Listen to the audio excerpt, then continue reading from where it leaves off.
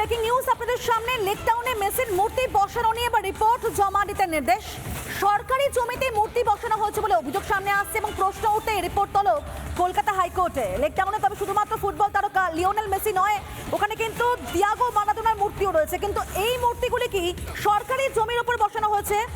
প্রশ্ন উঠতে রিপোর্ট তলব করল কলকাতা হাইকোর্ট। দমদম পুরসভা এবং রাজ্য সরকারকে 3 সপ্তাহের মধ্যে রিপোর্ট জমা দেওয়ার নির্দেশ দেওয়া হয়েছে হাইকোর্টের প্রধান বিচারপতি তরফ থেকে। কারণ মামলাকারী যে দাবি করেছেন সেই দাবির পরিপ্রেক্ষিতেই হাইকোর্টের এই পর্যবেক্ষণ। আর প্রশ্ন এখানেই উঠছে, তাহলে কি মানুষের সমস্যা হচ্ছে সরকারি জমিতে কি মূর্তিগুলো তৈরি করা হলো?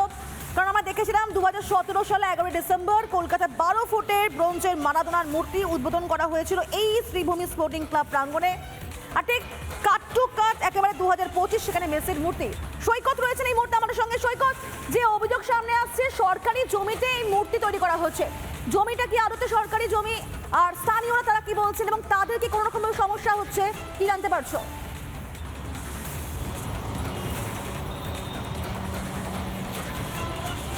প্রথমে তোমাকে দেখাবো এই মেসি মূর্তিটা যেখানে তৈরি হয়েছে তার আশপাশের লোকেশনটা দেখাবো, একটু লোকেট করার চেষ্টা করব।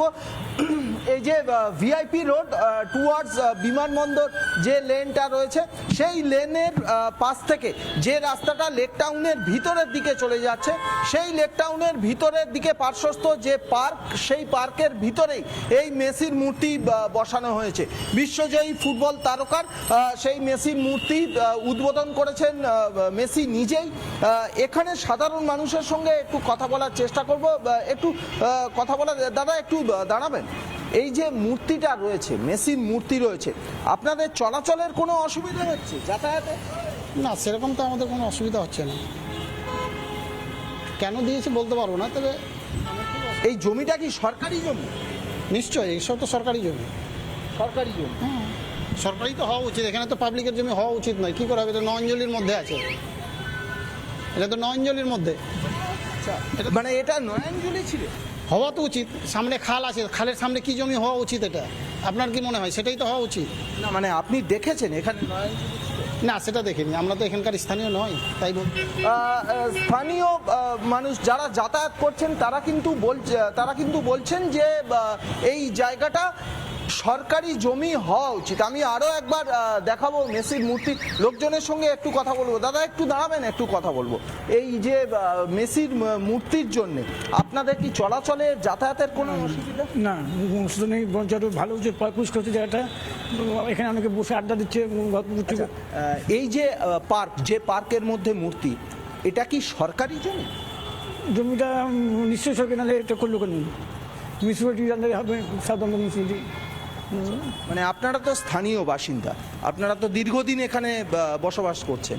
এটা আগে কি ছিল এই জমিটা? আগে এটা বিবেকানন্দ পার্ক বলে ছিল, বিবেকানন্দ মূর্তি ছিল, সেই হিসাবে এটা ব্যবহার হচ্ছে। বিবেকানন্দ এখন সরিয়ে ওদিকে দিয়েছে, মেসি মূর্তি এখানে দিয়েছে। এটা সরকারি জমি? হ্যাঁ, সরকারি। আচ্ছা, স্থানীয় মানুষজন তারা বলছেন সরকারি জমি। আর ঠিক এই জায়গাটাতেই কলকাতা হাইকোর্টে তারা মামলা হয়েছে।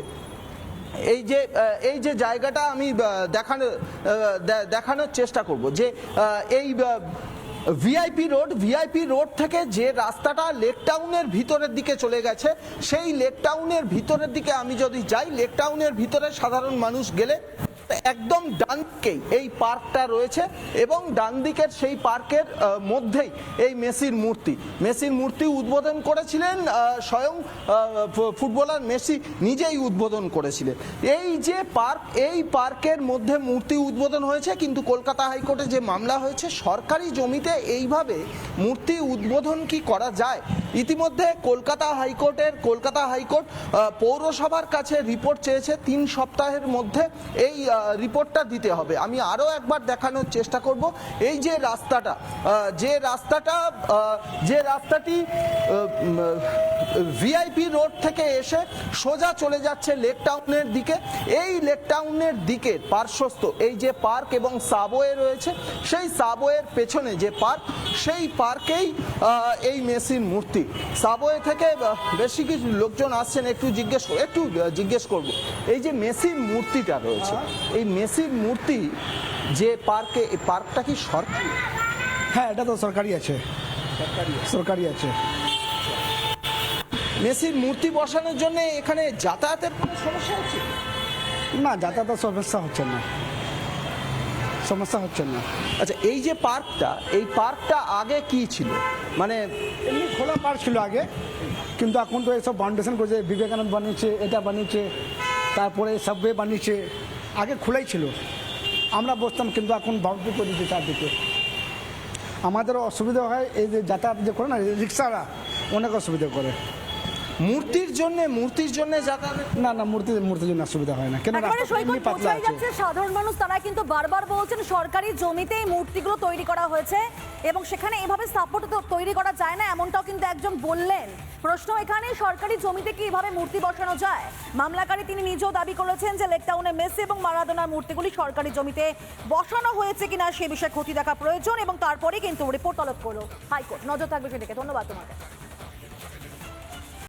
নানা ধরনের কন্টেন্ট দেখার জন্য লাইক করুন, শেয়ার করুন আমাদের ফেসবুক পেজ, সাবস্ক্রাইব করুন আমাদের ইউটিউব চ্যানেল। পাশাপাশি অন্যান্য ব্রেকিং নিউজের জন্য অবশ্যই চোখ রাখুন রিপাবলিক বাংলায়।